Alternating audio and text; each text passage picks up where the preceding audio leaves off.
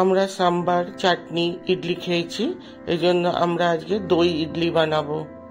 দেখুন, সেই জন্য আমি 1 বাটি মুগের ডাল নিয়েছি। মুগের ডালটা খুব ভালো করে 2-3 বার করে ধুয়ে নিতে হবে। এভাবে ভালো ভালো কচলে কচলে ধুয়ে নিতে হবে, কেন ডালের মধ্যে একটা সাদা খুব পাউডার থাকে, সেটাই বারবার করে ধুয়ে নিতে হবে। নিয়ে দেখুন অনেকটা পরিষ্কার হয়ে গেছে। এবার আমি ফ্রেশ জল দিয়ে 3-4 ঘন্টার জন্য আমি ভিজিয়ে রেখে দেবো। 3-4 ঘন্টার পর দেখুন সুন্দর নরম হয়ে গেছে।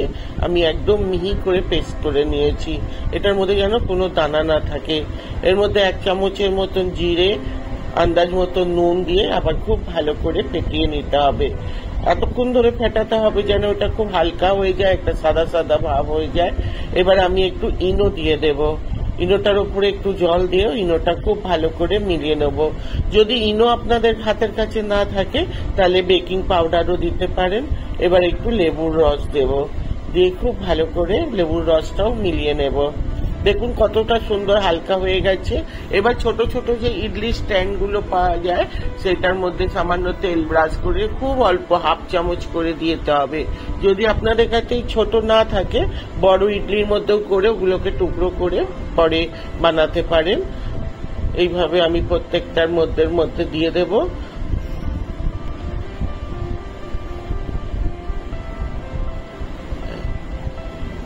এইভাবে দিয়ে দিতে হবে। দেওয়ার পর আমি প্রথম থেকে ইডলি স্ট্যান্ডের মধ্যে আমি জল গরম বসিয়ে দিয়েছিলাম।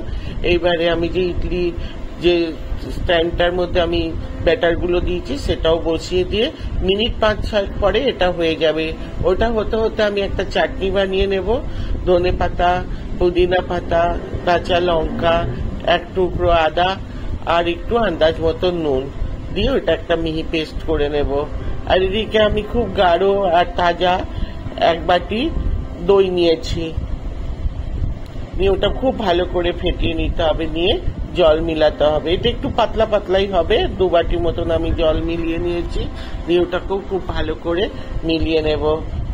এবারে যে চাটনিটা পিষে রেখেছিলাম সেই চাটনিটা দিয়ে দিলাম। এইভাবে চাটনিটা দিয়েও ভালো করে মিলিয়ে নেব। এবার আন্দাজ মতন একটু আমাদের যে রেগুলার নুন, একটু বিট নুন, একটু ভাজা জিরে গুঁড়ো, চাট মশলা, ওইগুলোকেও দিয়ে খুব ভালো করে মিলিয়ে নেব। সবই ঘরে হাতের কাছেই থাকে। একবার আপনারা এইভাবে বানিয়ে দেখতে পারেন। দেখুন এই ইডলিটাও সুন্দর হয়ে গেছে, ফুলে গেছে। এবার কিছুক্ষণ ঠান্ডা হওয়ার পর উঠাতে হবে। গরম গরম ওঠালে কি ভেঙে যায়। এটা ঠান্ডা হওয়ার পর আমি এইভাবে উঠিয়ে নিয়েছি। দেখুন কত সুন্দর নরম হয়েছে। এবারে আমি ইডলিগুলো যে দইটা বানিয়ে রেখেছিলাম দইয়ের মধ্যে দিয়ে দেব। আমার কথা মতন একবার এইভাবে বানিয়ে দেখতে পারেন। যদি ভালো লাগে তাহলে আমাকে কমেন্টে জানাবেন।